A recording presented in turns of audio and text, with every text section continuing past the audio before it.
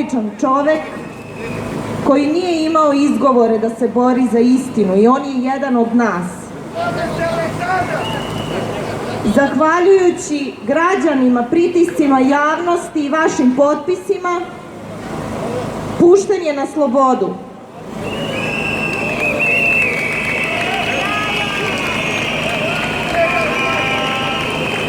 Ovo je druga velika pobeda, oslobođen je rektorat i oslobođen je čovek koji će vam se sada obratiti, a to je Aleksandar Obradović.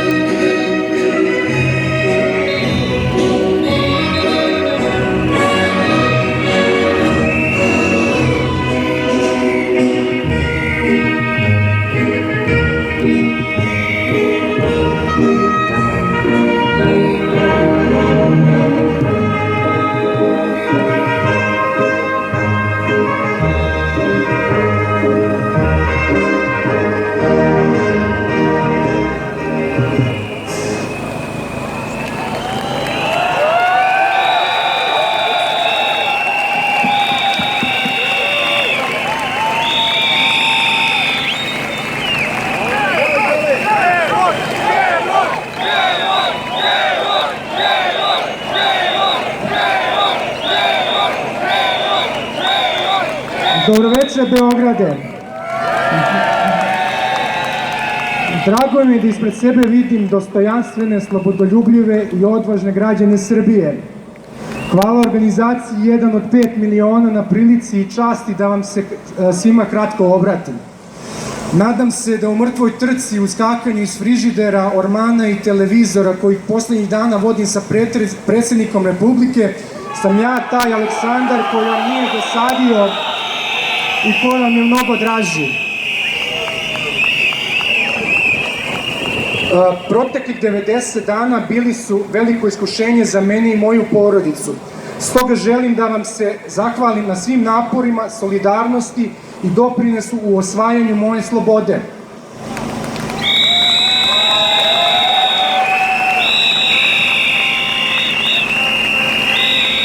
Veliko hvala građanima na podršci na 30.000 potpisa peticije. Zahvalan sam svim pokretima i organizacijama civilnog društva na svim aktivnostima.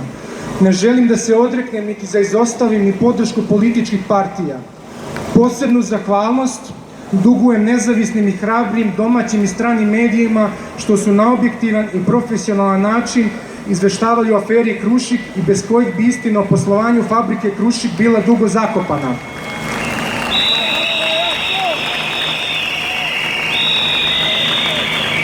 A istina se ne može sakriti.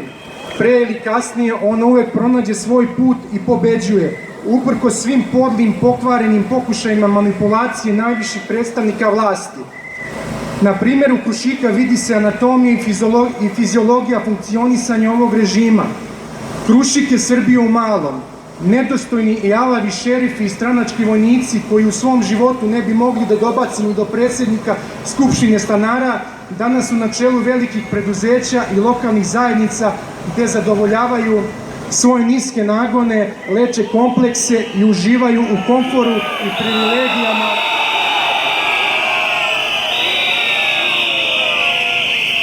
privilegijama svih građana. a većina građana, nesrećnih i nezadovoljnih lica, paralisana u strahu, u tišini ignorišu stvarnost, uvereni u uzaludnost borbe za svoje dostojanstvo. Živimo u društvu u kome je totalno izokrenut sistem vrednosti, gde je demokratija samo reč i ništa više, gde se institucije obesmišljene i ne funkcionišu, gde se ograničava sloboda medija, a vlast najviše uspeha ima u ispraćaju mladih i najobrazovanijih preko granice. Neće se desiti neko čudo. Bolja budućnost i promene ne dolaze same od sebe. Moramo se izboriti za slobodu i za pravdu i konačno jednom zauvek za demokratsku Srbiju ako mislimo da opstanemo kao narod. Ni moja borba neće imati smisla ako sada stanem kada sam izašao iz pritvora. Za mene lično nema povratka ni korak nazad. Svoju bitku nastavljam dok ne dokažem da su privatni interesi i privilegije doveli do katastrofalnih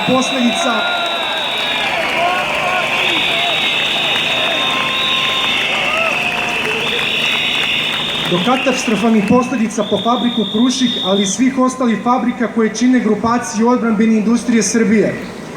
Drago mi je da postoje ljudi koji su imuni na sve manipulacije i eksperimente ove vlasti. I ja sam samo jedan od vas. Oduprite se hrabro i odvažno. Uspećemo ako verujemo u pobedu.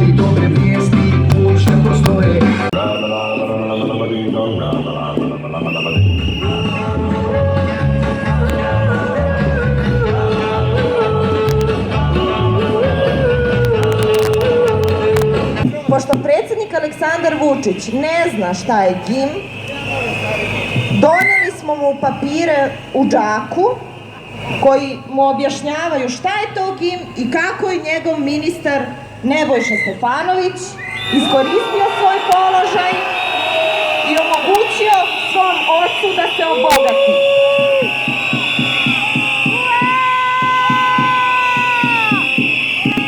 U drugom džaku su ostale afere o kojima takođe ne zna ništa i ne priča o njima,